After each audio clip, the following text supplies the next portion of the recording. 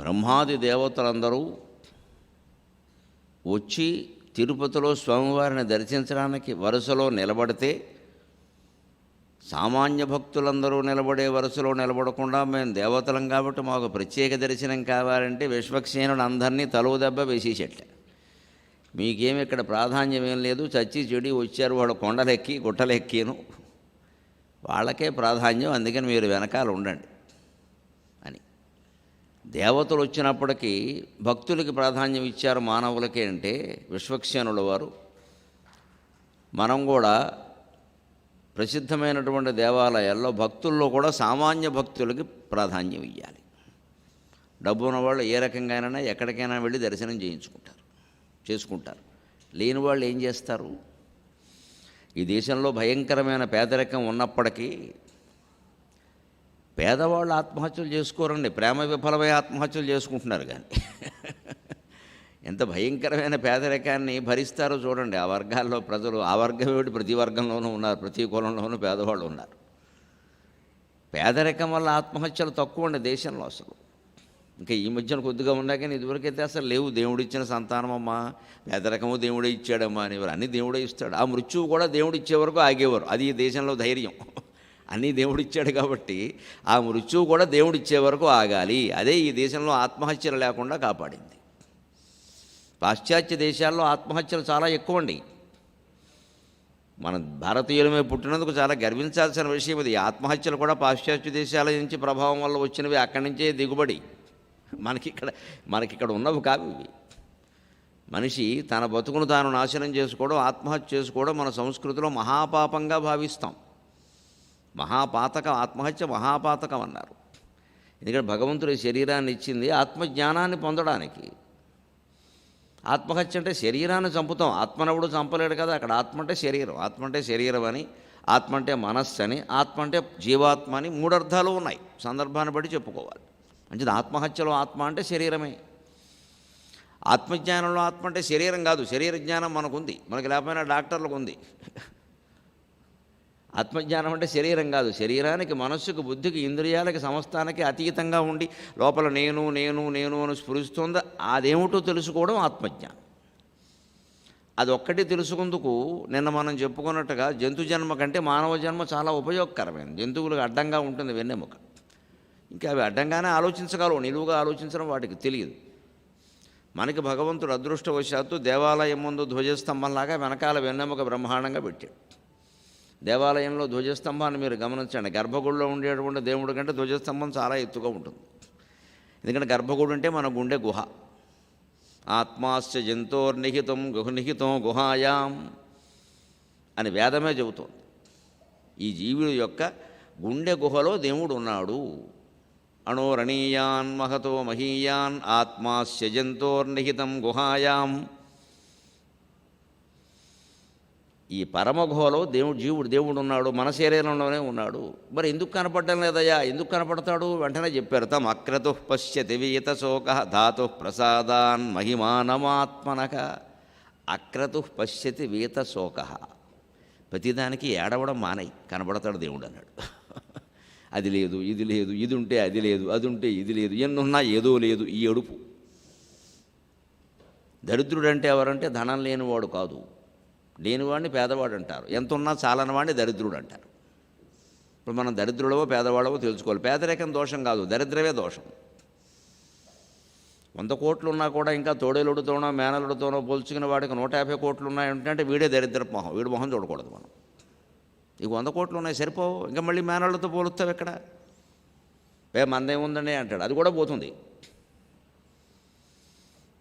అన్ని విషయాలు బాగున్నాయి కదా, అన్నపానానికి లోటు లేదు, అన్న వస్త్రాలకు లోటు లేదు, దంపతులు సుఖంగా ఉన్నారు, పిల్లలు ఉన్నారు, ఇంకేం కావాలండి? ఇది ఒక ఆస్తి ఏంటండి అంటాడు వీడు ఆస్తులు నాశనం అయిపోతాయి. ఎందుకని ఎవరితోనో పోల్చుకుంటున్నాడు. ఆ పోల్చుకునేది పోనీ తనకంత కిందవాడితో పోల్చుకోవచ్చు కదా. తన బంధువుల్లోనే తనకంటే తక్కువ ఉన్నవాడు వాళ్ళతో పోల్చుకోవడం ఏంటంటే దరిద్ర మొహాలు అంటాడు. వాడు కాదు దరిద్ర మొహం, వీడే దరిద్ర మొహం. నిజంగా లేనివాడు పేదవాడు, ఎంతున్నా చాలనివాడు దరిద్రుడు. ఇదే అక్రతు పశ్యతి వీతశోక అంటే ఎంతున్నా సరిపోకుండా ఏడుస్తూ ఉంటాడే ఆ శోకం వదిలేయి, అప్పుడు ఆత్మజ్ఞానం కలుగుతుంది. వీతశోక అక్రతుహు కర్మకాండ వల్ల ఫలితం ఎంతవరకు ఉంటుందంటే ఫలితం వస్తే మళ్ళీ ఆశిస్తావు, ఫలితం వస్తే మళ్ళీ ఆశిస్తావు. అంచేత కర్మకాండను పరిత్యజించడమే, నిమిత్త మాత్రంగా చేయడమే. దైవ పూజ ఎందుకు చేస్తామంటే చిత్తశుద్ధికి, మనస్సు ఏకాగ్రత కుదరడానికి. దానివల్ల ఫలితాలు ఆశించకూడదు. పొద్దున్న లేచి ఊరికి స్నానం చేసి దీపం పెట్టగానే దానికి అపూర్వమైన ఫలితం చెప్పేయడం, ఆశించేయడం. ఏం ఉండదమ్మా, స్నానం చేసో దీపం పెట్టామంతే, పెట్టకపోయినా అంతే. పూర్వం వాళ్ళు మా అమ్మలను చూసాం, అమ్మమ్మలను చూసాం, కొన్ని వందల ఏళ్ళు అలాగే స్నానాలు చేసి దీపాలు పెట్టారు, ఏమీ ఆశించలేదు. ఏమి కోరినట్టు ఎక్కడ కనపడలేదు మా అమ్మ కానీ మా అమ్మమ్మ కానీ. ఇప్పుడు అన్ని కోరికలే, దీపానికో ఫలితం, పాపానికో ఫలితం. శాపానికి దీపంలో మళ్ళీ 3 ఒత్తులుంటే 3ంటికి 3 ఫలితాలు. ఇదే దిక్కు ఉండాలి, అదే దిక్కు ఉండాలి. ఈ దిక్కులన్నీ చూస్తే ఇప్పుడు దిక్కుమాలిన వాడు అవుతాడు, చివరికి దీపం వెలగదు. ఈ శంకలు ఎక్కువయ్యాయి. దీపానికి ఫలితం ఏంటంటే దీపం వెలుగుస్తుంది అంతే, ఇంకేమి ఇయ్యదు. దీపం పెట్టేంత మాత్రం డబ్బులు రావు ఇంట్లోకి, పనేం లేదేటి. అయితే ప్రతి గదులు బీరువాలో కూడా దీపం పెట్టేస్తాం, అంటుకుపోతుంది. బట్టల మధ్యలో దీపం పెట్టేయండి, అంటుకుపోతుంది. 3 ఒత్తులు పెట్టేయండి, శనొదిలిపోతుంది. దీపానికి ఫలితం ఏంటంటే అర్థం లేనమాట. దీపం వెలుగుది, దీపాలన్నీ ఫలితం ఏంటి, వెలుగుతున్నాయి. బిల్లు వస్తుంది నెలకోసారి, అది ఫలితం. కరెంటు దీపానికి ఏ ఫలితమో నూనె దీపానికి కూడా అదే ఫలితం. పైగా నూనెకో ఫలితం, నువ్వుల నూనె అయితే ఒక ఫలితం, ఆముదం అయితే ఒక ఫలితం, కొబ్బరి నూనె అయితే ఒక ఫలితం. అయిపోయి ఇవి ఎక్కడి శాస్త్రాలు, ఎక్కడా లేవు ఇవి. పూర్వం లేవు, మా చిన్నతనంలో కూడా వినలేదు. ఇక్కడ పెద్దవాళ్ళని అడగండి, 60 ఏళ్ళ వాళ్ళకి ఇవన్నీ తెలియవు అసలు. ఇప్పుడు వచ్చి పడ్డా ఇవన్నీ టీవీలు పెరిగాక అజ్ఞానం బాగా పెరిగింది. అసలు ఈ కర్మకాండ అంతా వదిలే అని చెప్పాడు స్పష్టంగా. అక్రతుహో, ఏం చేయక నిమిత్త మాత్రంగా చేయి. బతకాలి కాబట్టి అన్నం తిను. ఎందుకోవడం, అత్ర ఆహారార్థం కర్మ కుర్యాద్ అనింద్యం. బతకాలి, ఆహారం ఎందుకయ్యా, ఆహారం ప్రాణ సంరక్షణార్థం. ప్రాణా సంధార్యా తత్వజిజ్ఞాసనార్థం. తత్వం జిజ్ఞాస్యం ఏన భూయో నజన్మ. వేదాంతం చెప్పిన మాట. మనిషి ఎందుకు ఏదో ఒక పని చేసి సంపాదించాలి అంటే అత్ర ఆహారార్థం కర్మ కుర్యాద్ అనింద్యం స్పష్టంగా చెప్పాడు. నువ్వు బతకాలంటే అన్నం తినాలి కదా, అందుకని ఏదో పని చేయాలి కదా. పని చేయకుండా ఆహారం ఎలా వస్తుందండి? కూర్చుంటే తిండి పెడతారా? ఎవరు పెడతారు? ఎంతకాలం పెడతారు? అది కూడా అనింద్యం. ఎంత జాగ్రత్తగా చెబుతాడో చూడండి శాస్త్రవేత్త. తప్పు కాని పని చేయి, ధర్మంతగా సంపాదించు, వంకర పని చేయకు. ఆహారం కోసం కూడా వంకర పని చేయకూడదు. ఏదో ఇంత సంపాదించుకోవాలి, తిండి తినాలి, భార్య భర్త కుటుంబం పిల్లలు బతకాలని సంపాదించుకో, మంచి పని చేయి. మంచి పని ద్వారా కూడా సంపాదించుకోవచ్చు. కోట్లు రాకపోవచ్చు, అవసరమైనంత వస్తాయండి, అవసరమైనంత వస్తాయి. మన కోట్లు కావాలి, అధర్మమైనా పర్వాలేదు. ఇంక మనం ఎలా బాగుపడతాం? మనతోనే నిండిన ఈ సమాజం ఎలా బాగుపడుతుంది? సమాజం ఎక్కడో లేదు కదా, మనందరం కలిసి ఇక్కడ 100 మంది కనపడతాం. ఇదో సమాజం కాదా? మనం అందరం నీతిగా ఉండాలని నిర్ణయించుకుంటే దేశం నీతిగా ఉండదా? మనం ఎలా అనుకుంటాం? దేశం అంతా ఉన్నాక అప్పుడు మనం ఉందాం, ఎప్పటికీ సాధ్యం కాదు. అంటే మనకు ఉండడం ఇష్టం లేదు. ఎవరి మటుకు వారి బాధ్యతను పక్కనే చేస్తున్నాం. కానీ శాస్త్రం స్పష్టంగా చెప్పింది, ఎందుకు బతుకుండాలి మనిషి చెప్పింది, బతుకుండానికి ఏం చేయాలో చెప్పింది. నువ్వు సంపాదించడం ఎందుకు? ఆహార వస్త్రం, తిండి బట్ట వసతి, రోటీ కపడా ఒక మకాన్, ఇంకేం లేదు, తీసే. అంతకంటే ఆశించక చాలు, అవి ఉంటే చాలు. ఆ పైన ఏమన్నా భగవంతుడి దేవులు వస్తే లేత లేదు. మరి బాగానే ఉందండి. అనింద్యం ఆహారం అన్నారు. ఆహారం తినడం మాత్రం ఎందుకంటే ఆహారం ప్రాణ సంధారణార్థం కుర్యాద్. ఆహారం ప్రాణ సంధారణార్థం, ప్రాణం నిలబడాలి కదయ్యా అన్నారు. ప్రాణం నిలబడడం అనేది మాత్రం ఎందుకండి? చచ్చిపోతే నష్టం ఏంటంటే మానవ జన్మ ఎత్తావు కదా చచ్చిపోవడానికి, అయితే ఎత్తడం ఎందుకు? ప్రాణా సంధార్యా తత్వజిజ్ఞాసనార్థం. తత్వం అంటే తత్ అంటే అది, త్వం అంటే నువ్వు, అదే అంటే పరమాత్మ. త్వం నువ్వు అంటే జీవాత్మ. జీవాత్మ ఎవరు, పరమాత్మ ఎవరు, అసలు నేను అనేది ఏమిటి అనేది తెలుసుకోవడం కోసమే ఇదే తత్వ జిజ్ఞాస. జ్ఞాతుం ఇచ్ఛా జిజ్ఞాస, తెలుసుకోవాలనే కోరికనే జిజ్ఞాస అంటారు. దానికోసం బతకాలి.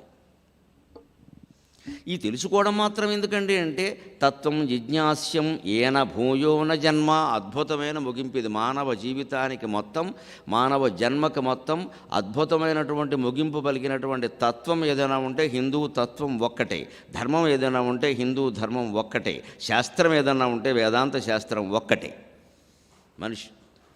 మనిషి ఎందుకు బతకాలి అంటే ఖచ్చితమైన మాట చెప్పింది హిందూ ధర్మం. ఇతర మతాలు ఈ మాట చెప్పలేదు. అక్కడేదో కనిపిస్తుంది, ఇక్కడేదో కనిపిస్తుంది, పరలోకంలో ఏదో కనిపిస్తుంది, అక్కడ బాగా ప్రవహించే ఏర్లుంటే ఏం చేస్తావు? మునుగుతావు అక్కడ. ఆ ఏర్లు ఇక్కడ లేవా? ఉన్న కాలవలన్నీ పాడు చేసుకుని ఇవేవో అక్కడేవో కొత్త సుఖాలు ఉండడం అందుకోసం కాదండి. అవి ఆ సుఖాలు ఇక్కడ ఉన్నాయి. ఈ జన్మ ఎందుకు ఎత్తడం అంటే ఇక మళ్ళీ జన్మ ఎత్తకుండా ఉండడానికి, అంతే. ఎందుకంటే జన్మ ఎత్తినవాడు ఎవడు సుఖంగా లేడు, మనకు తెలుసు. మన జీవితంలో సుఖం సుఖం అనుకుంటాం, పొరపాటు. 2 దుఃఖాల మధ్యలో విరామమే సుఖం. 2 దుఃఖాల మధ్యలో విరామమే సుఖం. సుఖం అనేది ఉండదు జీవితంలో, మనం ఉంది అనుకుంటూ ఉంటాం, అంతే. 2 దుఃఖాల మధ్యలో విరామం సుఖం. ఓ దుఃఖం వస్తుంది, మళ్ళీ తర్వాత ఇంకోటి వస్తుంది, మధ్యలో కాసేపు ఆ దుఃఖం నుంచి కాస్త అమ్మాయ పర్వాలేదు అనుకుంటాను చూడండి, 2 రోజులు అదే సుఖం, అంతే. మళ్ళీ కాలం. ఇక్కడ పుట్టిందే అనేక రకాల బాధరబంది పెంచుకోవడానికి అయినప్పుడు పెంచుకుంటుంటే దుఃఖాలు రాకపోతే సుఖాలు ఎలా వస్తాయి? ఏకాన్ని అనేకం చేసినప్పుడే దుఃఖం మొదలైంది, అద్వైతం ద్వైతం అయినప్పుడే దుఃఖం మొదలైంది. మళ్ళీ అద్వైతానికి వెళ్ళవలసిందే, ఇంకో మాట లేదు. అందుకని బతుకుండం కోసం, అన్నం తినడం కోసం ఏదో పని చేయవయ్యా. ఈ అన్నం తినడం ఎందుకు అంటే ప్రాణాలు నిలబెట్టుకుందుకు. ప్రాణాలు నిలబెట్టుకోవడం ఎందుకంటే తత్వజిజ్ఞాస చేయడానికి. తత్వజిజ్ఞాస చేయడం ఎందుకంటే మళ్ళీ జన్మ ఎత్తకుండా ఉండడానికి. పునర్జన్మ రాహిత్యం, అపునరావృత్తి, అది జీవిత సారాంశం అని మొత్తం మానవ జాతికి చెప్పేసింది హిందూ జాతి. చాలా స్పష్టంగా గీత గీసి ఉంటుంది హిందూ ధర్మంలో. శంకలకి అనుమానాలకు అవకాశం లేదు. ఈ పిచ్చి పిచ్చి ఆచారాలన్నీ వచ్చాక, స్నానాలకి దీపాలకి మహిమలు పెట్టడం మొదలైన తర్వాత మూఢత్వం బయలుదేరింది మనలో. లేకపోతే మూఢత్వం లేదు ఇక్కడ, అసలు అవకాశమే లేదు. అందుకనే దేవతలు కూడా వచ్చి ఇక్కడ దర్శనం ఎందుకు చేసుకుంటున్నారు అంటే ఈ కర్మకాండ ద్వారా చిత్తశుద్ధిని పొందడానికి. చిత్తశుద్ధి అంటే మంచి ఆలోచనలు కలిగి ఉండడం కాదు, మనస్సులో ఏ ఆలోచన లేకపోవడం చిత్తశుద్ధి. శుద్ధి అంటే ఖాళీ.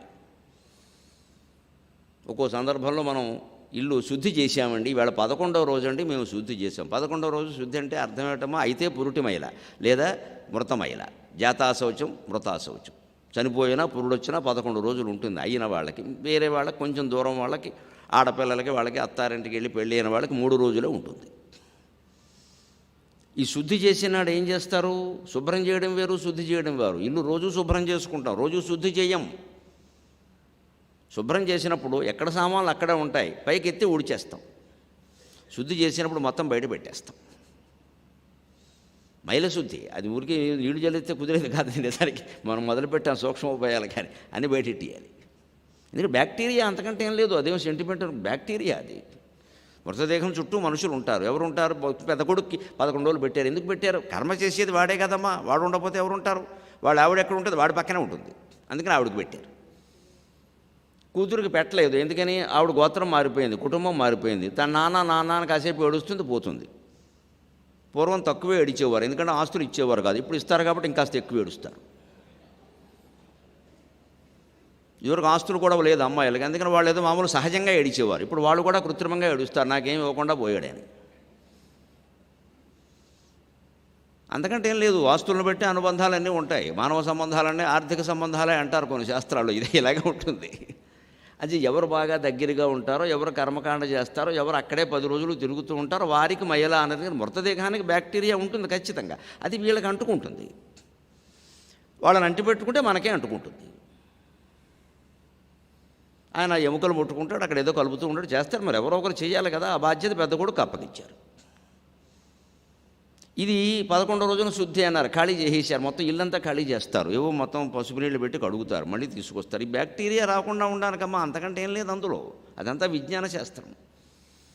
హిందూ ధర్మంలో ఎప్పుడు మతాచారాల పేరు మీద ఈ మనిషి ఆరోగ్యం కాదు, ఆ వీధిలో అందరి ఆరోగ్యం పట్ల జాగ్రత్త తీసుకున్నారు. మనం జాగ్రత్తలు సహజంగా తీసుకుంటాం. మన అశ్రద్ధ వల్ల ఈ మధ్య మానేసాం. కానీ మన అశ్రద్ధ వల్ల మానేసాం. ఖచ్చితంగా తుమ్ము వస్తే ఇలా అడ్డం పెట్టుకోమని పూర్వమే చెప్పారు. విజ్ఞానేశ్వరీయం అనే గ్రంథంలో చెప్పారు. తుమ్ము వస్తే ఇలా అడ్డం పెట్టుకోవాలి. అప్పుడు ఈ తుమ్మింది ఇలా కిందకి వెళ్ళిపోతుంది. లేకపోతే తుమ్ము మొత్తం 10 మందిలో తుమ్మితే 10,000 మైళ్ళు ప్రయాణం చేసే ఈ తుంపర్లో. కరోనా వచ్చాక కానీ మనకు అది అర్థం కాలేదు.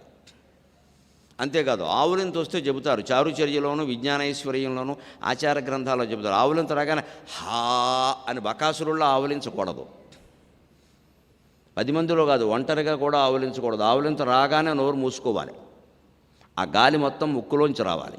ప్రతి ఆవులింతకి నోరు మూసుకొని ముక్కులోంచి గాలి వచ్చేలా చేస్తే బతకవలసిన దానికంటే 10 ఏళ్ళు ఎక్కువ బతుకుతాడు. ఆయుర్దాయం పెరుగుతుంది. ఆయుర్దాయం అంతా ప్రాణం మీద ఆధారపడింది. ప్రాణాయామం. ఆవులించినప్పుడు ఎక్కువ గాలి లోపలికి వెళ్ళింది, మళ్ళీ ఎక్కువ గాలి బయటికి పోయింది. నీ ఆయుర్దాయం 10 నిమిషాలు తగ్గింది. అదే నువ్వు ఆపి ముక్కులోంచి పంపిస్తే 10 నిమిషాలు పెరిగింది. మన ప్రాచీన శాస్త్రాల్లో విజ్ఞానేశ్వర్యం కేతన తెక్కన గారి శిష్యుడు అనువాదం చేశాడు ఆ గ్రంథాన్ని, తెలుగు పద్యాల్లో రాశాడు మిత్రుడు అద్దంకి శ్రీనివాసన్. ఆయన విజ్ఞానేశ్వర్యానికి మొత్తం పద్యాలు తాత్పర్యాలతో రాశాడు. విశాలాంతరంలో దొరుకుతుంది చూడండి. ఆచారాలన్నీ ఉంటాయి. ఆరోగ్యానికి సంబంధించినవే ఇవన్నీ, ఆయుర్దాయానికి సంబంధించినవి. తుమ్మినప్పుడు, దగ్గినప్పుడు, ఆవులించినప్పుడు ఏం చేయాలో మొత్తం చెప్పారు. ఆవులిస్తే చిటికేయమన్నారు. ఎందుకు? నోరు మూయమని చెప్పడానికి. ఎవరు ఆవులిస్తే వాళ్ళ దగ్గర చిటికే అంటే నోరు మూసుకొని చెప్పడానికి. ఇప్పుడు ఎవరైనా పిలవాలంటే ఇలా పిలుస్తాం కదా, మాట్లాడద్దంటే ఇలా ఏదో అంటాం కదా, అలా చిటికే ఆవులించినప్పుడు అలా చిటికేయమన్నారు. అంటే నోరు మూసుకోమని చెప్పడం. అది తెరిచేవులే ఊరుకో. అందుకే ఆవులిస్తే పెవులు లెక్కెడతారన్నారు. లెక్కెట్టేసి లోపల ఇంత నువ్వు హిమాలయాల గుహంత తెరిచాక లెక్కటరేటే. పైగా సీసీ కెమెరాలు కూడా ఉన్నాయి, శుభ్రంగా రికార్డ్ అవుతాయి. 10 మందిలో ఆవులించకూడదు, కానీ తప్పదు కదా మరి. తుమ్ము దగ్గు ఆవులింత మనకి చెప్పి రావు, వస్తాయి. చేయవలసినవి పాటించవలసినవి పాటించు. తుమ్ము వచ్చింది ఇలా పెట్టుకో, దగ్గు వచ్చింది ఇలా అడ్డం పెట్టుకో, ఆవులు వచ్చింది ఇలా పెట్టుకో, అయిపోయింది. 10 మందిలో ఉన్న ఇబ్బంది ఏం లేదు. ఇంత చక్కగా భౌతిక మానసిక ఆధ్యాత్మిక విశేషాలని చెప్పినటువంటి ధర్మం, హిందూ ధర్మం ఒక్కటే, మన శాస్త్రం ఒక్కటే, అనుమానమే లేదు. ఎక్కడ భౌతిక విషయాలు చిన్న చిన్నవి కూడా విడిచిపెట్టలేదు, మానసికం విడిచిపెట్టలేదు, అనుభూతుల్ని, ఆధ్యాత్మికమైనటువంటి జ్ఞానాన్ని విడిచిపెట్టలేదు. 3 కోణాల్లోనూ అన్నిటినీ పరిశీలించారు. అది ఈవేళ మనం కోల్పోయాం పాశ్చాత్య సంస్కృతి ప్రభావం కారణంగా. ఆ ప్రభావం నుంచి మళ్ళీ బయటపడి మనం నిలబెట్టుకుంటే గొప్ప విషయం అది. అందుకని ఇక్కడ శ్లోకాల్లో మనం చెప్పుకోవలసిన ముఖ్యంగా ఆత్మజ్ఞానం పొందడమే. కాబట్టి నువ్వు శివుడు అయినా సరే, రుద్రరూపంతో ఉన్నా, బ్రహ్మరూపంతో ఉన్నా ఆత్మజ్ఞానం ఉంటుందని ఏం లేదండి. మీరు పురాణాలు చదువుకుంటే ఆశ్చర్యంగా ఉండదు. శివుడు వ్యామోహంలో పడ్డాడు. క్షీరసాగర మథనం జరిగినప్పుడు శ్రీ మహావిష్ణువు జగన్మోహిని రూపం ధరిస్తే ఆవిడను చూసి మళ్ళీ ఓసారి ధరించమని అడిగాడు. ఎందుకంటే అప్పుడు ఆయన చూడలేదు, ఈయన వీడియో తీసుకోలేదు. మరి అని వైకుంఠానికి వెళ్ళి అడిగాడు, స్వామి నువ్వు జగన్మోహిని రూపం ధరించావు, నాకు చూడాలని ఉందయ్యా. అంటే ఎందుకయ్యా నీకు ఆ గొడవంతా, నీకు తెలియదా అదంతా మాయ అంటే, మాయా లేదు ఏం లేదు, సరదాగా చూడాలని ఉందయ్యా అన్నట్టు. సర్లే ఎప్పుడో ధరిస్తాను. ఎప్పుడో ధరించే రకమా విష్ణుమాయ, పెద్దమాయ, నువ్వు ఇంటికి వెళ్ళమన్నాడు. ఈయన వెళ్ళే దారిలోనే పెద్ద ఉద్యానవనం, అక్కడ ఒక అమ్మాయి వేళ్ల మీద నిలబడి పువ్వులు కోస్తుంది. ఈయన గారు వ్యామోహంలో పడ్డాడు. శుభ్రంగా పార్వతీదేవి భర్త, ఏం ఇబ్బందే. ఇందుకే అన్నారు ఆడుదాను చూడ అర్ధంపు చూడగా బ్రహ్మకైన పుట్టు రెమ్మ తెగులు అని. 1 గంట 2-3 గంటలు అయిపోయి ఆ అమ్మాయి మాయమైపోయాక ఏమిటంటే అప్పుడు అర్థమైంది, నేనే అనే శ్రీ మహావిష్ణువు కనపడ్డాడు. నీ ఇల్లు బంగారంగా నువ్వు ఎంతటి వాడివా అన్నాడు. అంటే శివుడు పడ్డాడు, ఇదే మాయలో పడ్డాడు. అదే శివరాత్రి నాడు విష్ణువు ఏం గొప్పవాడు అనుకోకుండా ఆయన పడతాడు. శివలింగం ఆవిర్భవించింది ఎదురుగా, వెంటనే విష్ణువు ఏం చేశాడు, దీనిలో మూలం ఎక్కడో కనుక్కుంటా, ఆ మాత్రం తెలియదా, ఎదురుగా శివలింగం అర్ధరాత్రి ఆవిర్భవించిందంటే అది భగవంతుడు కాదు. గ్రహించలేకపోయింది. తాను విష్ణువుని, తానే భగవంతుడనే అహంకారానికి వచ్చేసాడు. భగవంతుడు తన రూపంలోనే ఉంటాడు, ఇంకే రూపంలోనూ ఉండడు. స్వయంగా విష్ణువైనా సరే, బ్రహ్మ అయినా సరే, శివుడైనా సరే, ఎవరైనా సరే ఈ రూపమే దేవుడు అని అనుకున్నారు అంటే అజ్ఞానంలో పడినట్టే. మనం కూడా ఈ రూపాలన్నీ దేవుళ్ళు అనుకోవడం కల్పన కోసం, సౌకర్యం కోసం, ఉపాసన కోసం. రూపం లేనిదే ఆత్మ, ఆత్మ ఒక్కటే దైవం, అదే హిందుత్వం. అంతిమంగా తెలుసుకోవలసింది అదే. నిరాకార నిరంజన స్వరూపానికి వెళ్ళాల్సిందే. రూపాలను పట్టుకుని వేలాడినంతకాలం మనం ఇలాగే ఏడుస్తాం. ఈ రూపం ఎంతవరకంటే సాధన. 10వ తరగతి చదవాలంటే 9, 8, 7, 1 అన్నీ చదవాలి. ఏం చదవకుండా చదవనీరు కదా. నువ్వు 10వ తరగతిలోకి వచ్చి కూడా పలక కావాలి, అక్షరాలు రాసుకుంటా అంటే అవతల బొమ్మని చెబుతారు. ఆత్మజ్ఞానం పొందేటువంటి స్థితి వచ్చాక ఇంక ఇవన్నీ పెట్టుకోకూడదు. ఇంకా వేపోవాలి, ఇంకెక్కడ కూర్చుంటే అక్కడే స్వయం శివోహం శివోహం చిదానంద రూప. నిత్యం మనస్సులో స్మరించేవాడు ఎక్కడికి వెళ్ళి ఏ పూజ చేయకపోయినా ఏమీ పర్వాలేదు, అన్నీ వాడి వెనకాల తిరుగుతాయి. ఆ స్థితికి వెళ్ళగలగాలి. వెళ్ళలేకే బ్రహ్మాది దేవతలందరూ వస్తారు. విష్ణువు కూడా ఇలాగే అయ్యాడు, అజ్ఞానంలో పడ్డాడు. శివరాత్రి నాడు శివలింగం ఆవిర్భవించగానే ఏం చేశాడు, కిందకి తవ్వుకుంటూ వెళ్ళాడు మూలం చూస్తానని. ఏమైంది భాగవతం, 3 రాత్రుల్లో 30 రాత్రుల్లో తెవ్వాడు. బయటకు వచ్చి నాకేం కనపడలేదు అన్నాడు. కనపడదు, ఎదురుగా శివుడిని పెట్టుకుని చూడకుండా కిందకి తవ్వడం ఏమిటండి. బ్రహ్మగారు అంతకంటే అజ్ఞానం, హంసరూపంలో పైకి వెళ్ళాడు. పైన ఎక్కడో ఉన్నాడు ఆయన నెత్తి మీదో మారేడా కెడతానని. ఏమీ లేదు, ఆయన అంతు దొరకలేదు. ఇంకా విష్ణువు నయ్య నిజాయితీపరుడు, నేను చూడలేదని చెప్పాడు. బ్రహ్మ అలా కాదు కదా, మరి ఒక తలకాయ వాడికంటే 4 తలకాయల వాడికి తెలివి ఎక్కువ ఉంటుంది, మాయలు కూడా ఎక్కువ ఉంటాయి. తలకాయలు మార్చేసే రకం. అందుకని నేను చూశాను అన్నాడు, ఎవడో చూడలేదు కాబట్టి. అప్పుడు దాన్ని నువ్వు చూసావా నిజంగా అంటే మొగల పువ్వుని గోవుని సాక్ష్యం పట్టుకొచ్చాడు. ప్రామేశ్వరి నోటి మీద 2 సాక్షులు ఉండడం అప్పటి నుంచి వచ్చింది. ఇందుకు సాక్షులు అని దూకింద కావత్తు పట్టి ఇందుకు సాక్షులు అని 2 రాస్తారే. ప్రామేశ్వరి నోటి మీద 2 సాక్షులు, ఎందుకంటే బ్రహ్మదేవుడు కాలం నుంచి వచ్చింది మొగల పువ్వు గోవు. అప్పటి నుంచి 2. అక్కడి నుంచి శివుడు ఒళ్ళు మండింది. ఈయన ఇంకా నిజమేనా చెప్పాడు, నువ్వు అసలు అబద్ధం ఆడుతున్నావు, బ్రహ్మ ఏంటి 4 ముఖాలు ఉన్నది, నువ్వు అబద్ధం ఆడ్డానిక అని వెంటనే నాగేంద్రహారాయ త్రిలోచనాయ భస్మాంగరాగాయ మహేశ్వరాయ నిత్యాయ శుద్ధాయ దిగంబరాయ తస్మై నకారాయ నమః శివాయ అని శివుడు ప్రత్యక్షమై బ్రహ్మదేవుడికి నీకు గుడి లేదు, పూజ లేదు, పో అని శాపం ఇచ్చాడు. విష్ణుమూర్తికి మాత్రం ఓడిపోయినా కానీ నిజం ఒప్పుకున్నావు కాబట్టి నాతో సమానంగా నిన్ను గౌరవిస్తారు అన్నాడు. అందుకే వెంకటేశ్వర స్వామిని గౌరవించడానికే శివుడు ఇక్కడికి వచ్చాడమ్మా. మనం అది అర్థం చేసుకోవాలి. ఆయన తక్కువ, ఈయన ఎక్కువ అనకూడదు. ఆయన తక్కువ, నేను చెబుతూ ఉంటే సాటి ప్రవచనకర్తలో మరొకరో గురువులో ఇలాంటి వారు ఎవరైనా వచ్చి కూర్చుంటే ఎందుకు వస్తారు, నా మీద అభిమానంతో వస్తారు. నాకంటే వారు తక్కువ, నా ఎదురుగా ఉన్నంత మాత్రం చేత రేపు వారు మాట్లాడితే నేను వస్తాను. ఆ గౌరవం, మనవాడు మాట్లాడుతున్నాడు, సాటివాడు వెళ్ళి విందాం, సంతోషిస్తారు, మనం కూడా విందాం, అది గౌరవం అంతే. ఆ మాత్రం చేత వారు తక్కువ వారని కాదు కదా.